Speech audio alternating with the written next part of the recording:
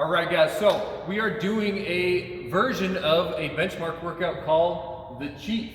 And so what that is you have 5 sets. Each set is gonna be a 3-minute AMRAP, and then you're gonna rest for 1 minute.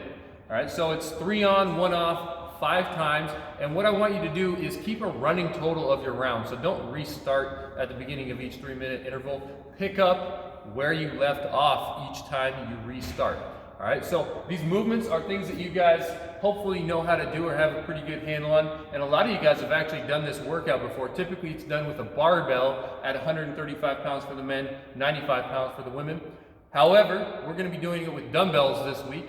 If you don't have access to the dumbbells, they're not here when you come pick them up, or you want to come pick them up, you can do this with kettlebells and do kettlebell cleans instead if there are kettlebells here. So there's that option as well. A lot of variations you can do. You can also substitute something else in there if you want to do it entirely body weight. It's up to you. So let's go over this dumbbell power clean. Diane's going to come in here.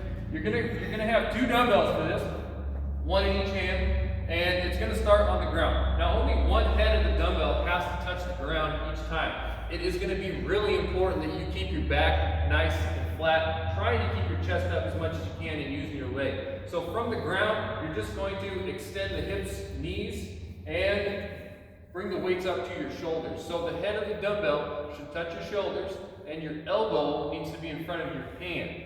All right? From here, you're coming right back down, tap to the ground, back staying nice and straight. Bring them back up to your shoulders. Again, you're using your hips for the power here. All right? So you do 3 of those.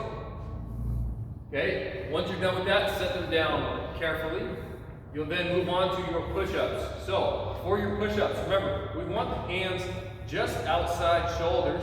All right? That way you're getting some pecs and some triceps working here. And she's going to go down, touch her chest to the ground, and push herself back up, staying in a nice straight plank. So if you struggle with push-ups, I do really want you working on keeping that plank, not letting your hips sag down. Let's see a couple bad ones where your hips are sagging down at the bottom. So you see right here, her hips and her thighs are the last thing to leave the ground as she pushes up. So that's essentially like a knee push-up, but you're just bringing your knees off the ground at the last second. So keep that nice flat plank as you're doing these. If you need to scale, feel free to scale by dropping down to your knees. And once again, you're going to want everything to leave the ground at the same time. You don't want your hips and your thighs being the last thing to leave. All right? So that's it for your push-ups. And then for the squats, I think we all know how to do the squats. It's going to be feet about hips width apart. You're going full depth. Okay, so the crease of your hip right here should be below your knee. If you have a camera, which most of you guys do on your phone, then you can video yourself and make sure you're going all the way down. Okay, and then the other thing that you notice is her feet are staying perfectly flat on the ground. She's not coming up onto her toes at all. Her back is nice and straight. And then at the top, I want you to make sure you're fully standing up. A lot of times what we're seeing here is people get in a hurry and they don't ever stand all the way up. Right? So make sure you're locking your knees, locking your hips out. If you're looking at your feet and you can see your feet at the top of your squat, you're probably not all the way up. Because if you look here, if I'm looking down at my feet, my hips aren't locked up. I need to get my shoulders on top of my hips again. All right? So just take your time with those. You can still move fast, but make sure you're locking all the way out.